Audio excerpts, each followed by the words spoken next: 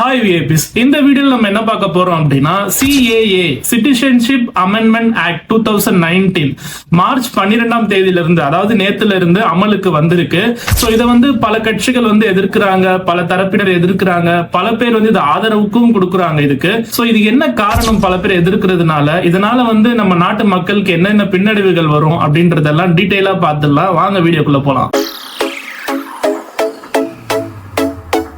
First நம்ம நாட்டுல குடியுரிமை இருந்தா அதனால என்னென்ன பயன்கள் அப்படின்றத பாத்துடலாம். அதுக்கப்புறம் அந்த குடியுரிமை சட்டம் யாருக்கெல்லாம் தகுதியானது, யாருக்கெல்லாம் கொடுக்கலாம், யாருக்கெல்லாம் டைம் ஃப்ரேம் வச்சு கொடுக்கலாம் அப்படின்றத நம்ம டீடைலா பார்க்கலாம். ஒரு இந்திய குடிமகனா நம்ம நாட்டுடைய சிட்டிசன்ஷிப் நமக்கு இருக்கும் பட்சத்துல நம்ம நாட்டுல இந்தியாவில நீங்க எந்த பகுதியில வேணாலும் குடியேறி உங்களுடைய வாழ்க்கையை நீங்க நடத்தலாம். அது மட்டும் இல்லாம உங்களுடைய தகுதிகளை நீங்க வளர்த்துக்கிட்டு பல எக்ஸாமினேஷன்ஸ் இருக்கு. உதாரணத்துக்கு டிஎன்பிசில இருந்து UPPS எக்ஸாம் வரைக்கும் இருக்கு. பல எக்ஸாம்ஸ் பாஸ் பண்ணி நம்ம நாட்டினுடைய அரசு வேலைகள்ல நீங்க சேரலாம். என்றைக்கும் எந்த காரணத்தினாலும் இந்த நாட்டை விட்டு நாடு கடத்தப்படாமல் நிம்மதியாக நம்ம நாட்டு இந்தியால நீங்க வாழலாம். சோ நாலாவதா பாத்துக்கிட்டீங்கன்னா உங்களுக்கு ஓட்டர் ஐடி கிடைக்கும். 18 வயசுக்கு மேல இருக்கிற எல்லாருக்குமே அந்த ஓட்டர் ஐடியை வச்சுக்கிட்டு நம்ம நாட்டு அரசியலை யாரு ஆட்சி செய்யலாம் அப்படின்ற ஆட்சியாளர்களை நீங்க தீர்மானிக்கலாம்.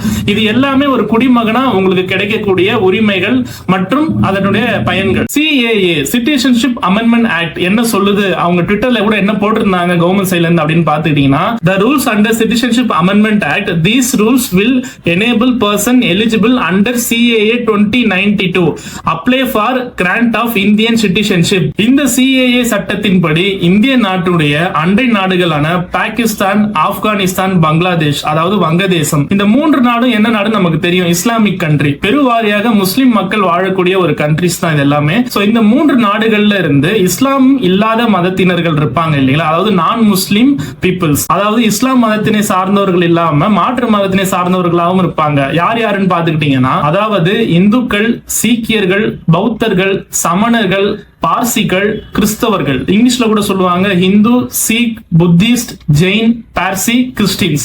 இந்த மதத்தை சார்ந்தவர்கள் எல்லாருமே குடியுரிமை பெற முடியும் அண்டர் CAA. எவ்வளவு நாள்ல பாத்துக்கிட்டீங்கன்னா 6 வருஷத்துல. சோ இந்தியாவில 6 வருஷம் நீங்க வாழ்ந்தீங்கன்னா உங்களால குடியுரிமை நீங்க பெற்றுக்கொள்ள முடியும் அப்படின்றது தான். அதே மாதிரி டிசம்பர் 2014 வருடத்திற்கு முன்னாடி வந்த எல்லோருக்குமே குடியுரிமை இந்தியாவால கொடுக்கப்படும் அப்படின்றதையும் இந்த CAA திருத்த சட்டம் சொல்லுது. சோ இந்த சட்டத்தின்படி நான் சொன்ன மதத்தினர்கள் எல்லாம் 6 வருடத்துல குடியுரிமை பெற முடியும் இந்தியால. ஆனா இஸ்லாமிக் பீப்புள்ஸ் இஸ்லாமியர்கள் 11 வருடம் இந்தியாவுல வாழ்ந்தா மட்டும்தான் குடியுரிமை பெற முடியும்ன்றது ஜெனரலான ஒரு அந்த சட்டத்தின் படி சொல்லப்படுது. ஒரு சட்டம் ஒரு நாட்டுல ஏற்றப்படுது அப்படின்னா, குறிப்பா இந்தியான்னு வரும்போது நான் ஆல்ரெடி சொன்ன மாதிரி அது ஒரு மத சார்பற்ற நாடு இல்லையா. அப்போ ஒரு சட்டம் வரும்போது அது எல்லா மதத்தினரையும் பொதுவாக எல்லா மக்களையுமே ஒன்றுபட செய்யணும், இல்ல அவங்களுக்கு காமனா அது இருக்கணும். ஆனா இந்த சட்டத்துல இஸ்லாமிக் பீப்புளுக்கு இத்தனை வருஷம் ஆகும், நான் இஸ்லாமிக் பீப்புளுக்கு இத்தனை வருஷம் ஆகும் அப்படின்ற அந்த பிரிவினை பாகுபாடு இருக்கிறதுனால பல கட்சிகளும் பல அமைப்பை சார்ந்தவர்களும் இதை எதிர்க்கிறாங்க. இந்த சட்டத்தின்படி 3 கண்ட்ரிஸ் தான் இடம்பெறுது இதுல, பாகிஸ்தான், ஆப்கானிஸ்தான், பங்களாதேஷ். அப்போ இந்தியாவுடைய கடல் எல்லை வகுத்து கொண்ட ஒரு நாடு ஸ்ரீலங்கா, அதாவது இலங்கை. சோ இலங்கையும் இந்த இடத்துல இடம்பெறல. அப்ப இலங்கையில இருக்கிற தமிழர்கள், உள்நாட்டு போரால பாதிக்கப்பட்ட இலங்கை தமிழர்கள் மட்டுமின்றி மலையகத்துல வாழ்ற இந்தியா வம்சாவளி தமிழர்கள், இவங்களுக்கு எல்லாம் குடியுரிமை கிடைக்காம போதே, அவங்களுக்கு இது வழிவகை செய்யலையே, அப்ப அது பாவம் இல்லையா, அவங்களையும் நம்ம காமனா ட்ரீட் பண்ணுமே, அவங்க இதுல இருந்து விடுபடுறாங்களே அப்படின்ற ஒரு மெயினான பாயிண்டையும் சொல்றாங்க இது எதிர்க்கிறவங்க. சோ ஒரு நாட்டுல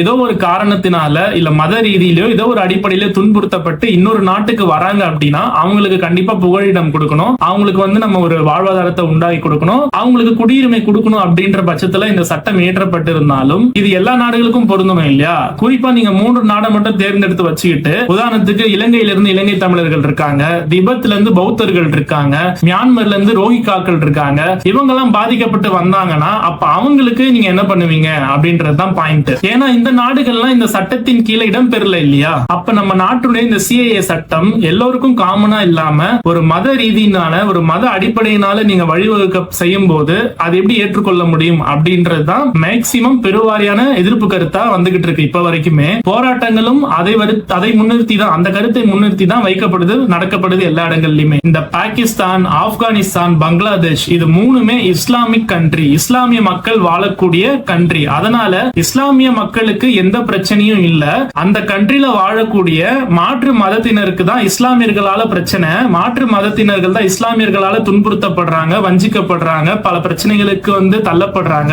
அதனால அவங்க அடைக்கலம் தேடி புகலிடம் தேடி வர்றதுனாலதான் மாற்று மதத்தினருக்கு ஃபேவரா இருக்கிற மாதிரி இந்த சட்டம் ஏற்றப்பட்டிருக்கு அப்படின்ட்டு இதை ஆதரிக்கிறவங்க சொல்றாங்க. பாகிஸ்தான், பங்களாதேஷ், ஆப்கானிஸ்தான்ல இருக்கிற முஸ்லிம்களுக்கு அநீதியாக இழைக்கப்படுற ஒரு சட்டமா தான் அவங்களாலையும் பார்க்கப்படுது. இந்த சிஏஏவை ஆதரிக்கிறவங்க என்ன சொல்றாங்கன்னா, பாகிஸ்தான், பங்களாதேஷ், ஆப்கானிஸ்தான்ல இருக்கிற முஸ்லிம் பீப்புளுக்கு கூட குடியுரிமை வேணும் அப்படின்னா கண்டிப்பா அவங்க வரலாம், வாங்கிக்கலாம். பட் இந்தியாவில இருந்து 11 வருடம் இங்க வசிச்சு அதுக்கப்புறம் அவங்க குடியுரிமைக்கு அப்ளை பண்ணி வாங்கிக்கலாம் அப்படின்னு சொல்றாங்க. மாற்று மதத்தினரா இருக்கும் பட்சத்துல 6 வருடம் மட்டும் வசித்து குடியுரிமையை வாங்கிக்கலாம் அப்படின்னு சொல்றாங்க. ஒரு எலிஜிபிலிட்டி கிரைட்டீரியால ஒரு ரிலீஜியன் இன்வால்வ் ஆகுறது அப்படிங்கிறது என்னைக்குமே ஏற்கத்தக்கது இல்ல அப்படின்றதுதான் மெயினான பாயிண்ட். இதுக்கு அகைன்ஸ்டா இருக்கிறவங்க எல்லாருமே சொல்றது. இத பத்தி நீங்க என்ன நினைக்கிறீங்க அப்படின்றத மறக்காம கமெண்ட்ல சொல்லுங்க. அண்ட் வெளிநாட்டுல இருக்கிற உங்களுடைய ஃப்ரெண்ட்ஸ் இத பத்தி, இந்த சிஏஏ பத்தி தெரிஞ்சுக்கணும் அப்படின்னு நினைச்சீங்கன்னா மறக்காம இந்த வீடியோ அவங்களுக்கு ஷேர் பண்ணுங்க.